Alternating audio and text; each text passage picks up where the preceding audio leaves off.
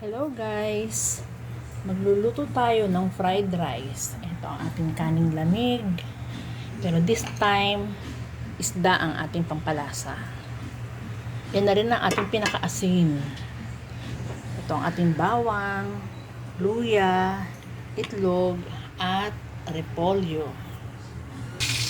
Ito ang ating isang kawali. Lagyan natin ng mantika. Diyan natin lulutuin ng repolyo separate. Ito naman na isa natin kawali, lagyan na rin natin ng mantika. Dito tayo magsasangay. Dito ang ating repolyo.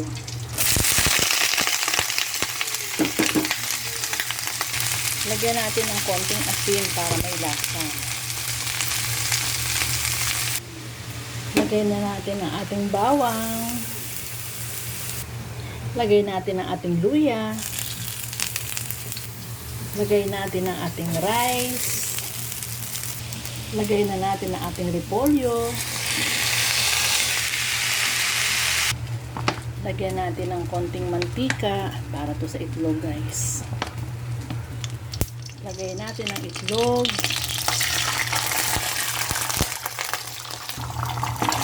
Ating haluin para sa fried rice to, guys.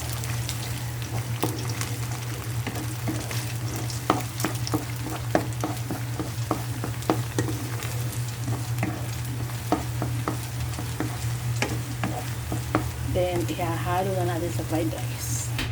Ito, palutongin naman natin ang isda ngayon. O yan guys, crispy na ang ating isda. So, isasama na natin siya sa ating fried rice.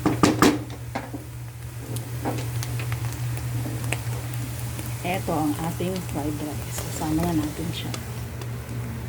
Haluin lang natin guys, wait lang. O guys, ito na ang ating fried rice. Ako, diba? Mukhang ang sarap-sarap niya. Okay guys, luto na to. Okay, bye! Thank you for watching.